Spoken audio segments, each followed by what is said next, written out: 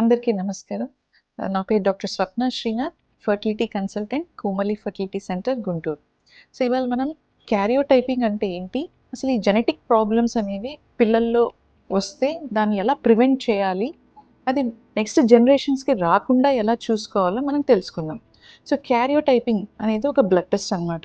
అది ఎప్పుడు చేస్తారు అంటే, మీరు పిల్లల కోసం ట్రై చేస్తున్నారు, కానీ రికరెంట్‌గా మీకు అబార్షన్స్ అవుతున్నాయి. అంటే 4 సార్లు, 5 సార్లు ప్రెగ్నెన్సీ వస్తుంది గానీ నిలబడట్లేదు.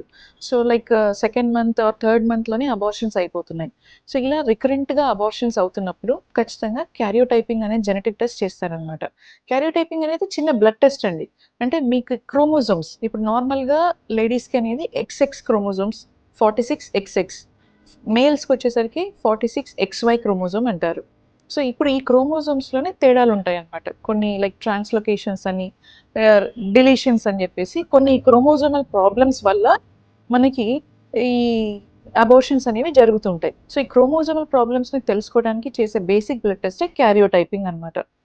సో, ఇప్పుడు సపోజ్ క్యారియోటైపింగ్ చేశాము. క్యారియోటైపింగ్‌లో మీకేదో అబ్నార్మాలిటీ అని వచ్చిందండి. కాకపోతే మీకెటువంటి ప్రాబ్లమ్ లేదు. ఓకే. బ్యాలెన్స్డ్ ట్రాన్స్‌లొకేషన్స్ అనే ఇట్లాంటి జెనెటిక్ ప్రాబ్లమ్స్ ఉన్నప్పుడు మీకెటువంటి డిఫెక్ట్స్ కనిపించవు. కానీ మీ జీన్స్ నుంచి తయారయ్యే బేబీకి ఇట్లా అబార్షన్స్ అవుతూ ఉంటాయన్నమాట. సో, అంటే మీరు మీ హస్బెండ్ జీన్స్ కలుస్తున్నప్పుడు బేబీకి అబ్నార్మాలిటీ వస్తుంది లేదా అబార్షన్స్ అవుతున్నాయి. సో, దీన్ని ఎలా మనం ప్రివెంట్ చేయగలము? అంటే ఇప్పుడు మనకి ఐవీఎఫ్ అనే టెస్ట్ ట్యూబ్ బేబీ అనే పద్ధతి ద్వారా మనం PGT pre implantation genetic testing అంటాము. అంటే ఐవీఎఫ్ అంటే మనం టెస్ట్ ట్యూబ్ బేబీలో ఏం చేస్తాం? స్త్రీ యొక్క అండంలు తీసుకొని, పురుషుని యొక్క వీర్యకణాలు తీసుకొని రెండిటిని కలిపి మనము పిండంని తయారు చేయడం జరుగుతుంది. సో, ఈ పిండంని మనము జెనెటిక్ టెస్టింగ్ చేయొచ్చనమాట. దాన్ని పీజీటీ అంటారు. ప్రీ ఇంప్లాంటేషన్ అంటే ఈ పిండం అనేది స్త్రీ యొక్క గర్భసంచిలో పెట్టక ముందే అసలు ఈ పిండం తయారైనటువంటి పిండం జెనెటికల్‌గా నార్మలా? కాదా? అనేది మనం టెస్ట్ చేస్తామనమాట. సో, ఈ జెనెటికల్ టెస్టింగ్ చేసిన తర్వాత జెనెటికల్‌గా నార్మల్ అని వచ్చినటువంటి ఎంబ్రియోస్ అంటే పిండంని మాత్రమే మనము ట్రాన్స్‌ఫర్ చేయడం జరుగుతది. సో, మనకి అబార్షన్స్ అనే రిస్క్ తగ్గిపోతదనమాట. సో, దీన్ని పీజీటీ అంటారు. ఇంకా పీజీటీ తర్వాత కూడా మనం రెగ్యులర్‌గా ప్రెగ్నెన్సీలో ఫాలో అప్ చేయాల్సి ఉంటది. అంటే ఎన్‌టీ స్కాన్ అంటారు. థర్డ్ మంత్ కంప్లీషన్ టైంలో 12-13 వీక్స్ మధ్యలో ఎన్‌టీ స్కాన్ అంటారు.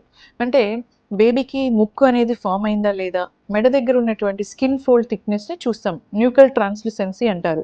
సో, ఈ నాసల్ బోన్ అనేది యాబ్సెంట్ ఉన్నా, ఈ న్యూకల్ ఫోల్డ్ థిక్‌నెస్ తేడాగా ఉన్నా కూడా అప్పుడు జెనెటిక్ ప్రాబ్లమ్‌ని మనం సస్పెక్ట్ చేయాలి.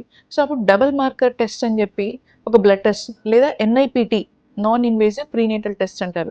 ఇలాంటి టెస్ట్‌లన్నీ ప్రెగ్నెన్సీలో చేయటం జరుగుతదనమాట. ఇవన్నీ ఏంటంటే బేబీకి ఏమైనా జెనెటిక్ ప్రాబ్లమ్స్ ఉన్నాయని గుర్తించడానికి. నెక్స్ట్ ఫిఫ్త్ మంత్ కంప్లీషన్ అప్పుడు టీఫా స్కాన్ అంటారు. అంటే బేబీ అవయవాలన్నీ ఫార్మ్ అయినాయా లేదా?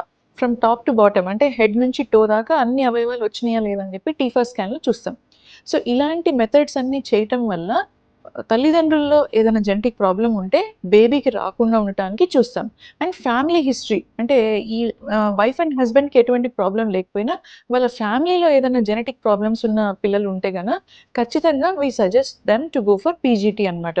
సో, దీన్ని జెనెటికల్ ప్రాబ్లమ్స్‌ని ఎలా ప్రివెంట్ చేయాలి అనేది మనం ఈరోజు తెలుసుకుంటున్నాం. So, IVF with PGT pre implantation genetic testing and during pregnancy double marker testing, NIPT non invasive prenatal testing, NT scan, TIFFA scan ఇలాంటి టెస్ట్‌ల ద్వారా మనం ముందుగానే గుర్తించొచ్చనమాట. సో, ఇలాంటి టెస్ట్‌లు చేయటం వల్ల almost 99% we can prevent the genetic problems. Thank you.